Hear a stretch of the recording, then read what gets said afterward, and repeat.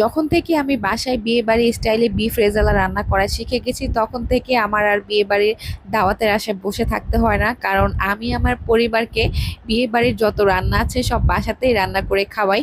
আর আমি যেভাবে বিফ রেজালাটা রান্না করি, এই রেজালাটা খেতে ভীষণ মজা লাগে। এটা পোলাও, রুটি, পরোটা সব কিছুর সাথে অনেক বেশি ভালো লাগে। বিশেষ করে এই রেজালার গ্রেভিটা খেতে অনেক বেশি মজা। তো না টেনে ভিডিওটা দেখতে থাকুন, ইনশাল্লাহ আজকের এই ভিডিওটা আপনাদের কাছে অনেক বেশি ভালো লাগবে। তো প্রথমে একটা পাতিলের মধ্যে আমি দিয়ে দিলাম বেশ খানিকটা তেল। তো তেলটাকে এখন একটু ভালো করে গরম করে নিব, কারণ গরম তেলের মধ্যে পেঁয়াজগুলো ছাড়লে পেঁয়াজগুলো সুন্দরভাবে লাল হয়।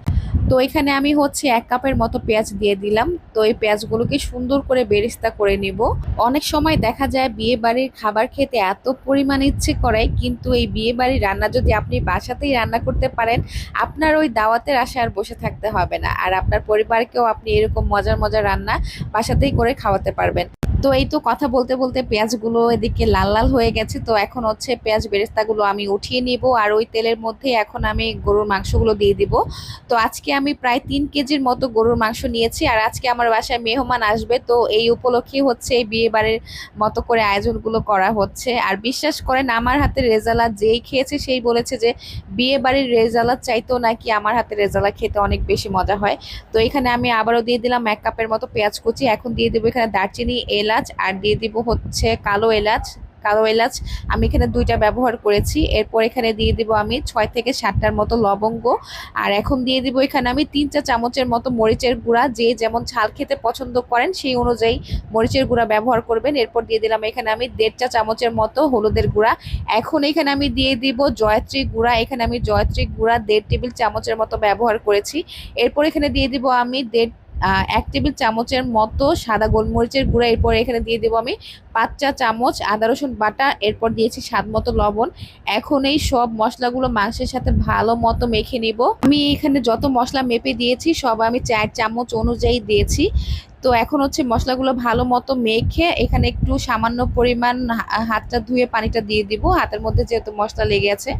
তো এই তো এখন হচ্ছে ঢাকনা দিয়ে ঢেকে মাংসটাকে আমি একটু জাল করে নিব, মানে কষিয়ে নিব।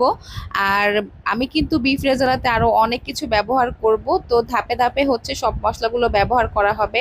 তো এখন হচ্ছে ঢাকনাটা তুলে মাংসগুলো একটু নেড়ে চেড়ে দিলাম। আর এখন হচ্ছে এটার মধ্যে আমি ব্যবহার করব 2 চা চামচের মতো বাদাম বাটা। এখানে আমি চীনা বাদাম আর কাঠবাদাম নিয়েছি। কাঠবাদাম নিয়েছিলাম হচ্ছে 15 থেকে 16টার মতো, আর চীনা বাদাম নিয়েছিলাম আমি 2 চা চামচের মতো। তো সবগুলোকে আমি ভালো মতো বেটে এখন এটার মধ্যে দিয়ে দিলাম।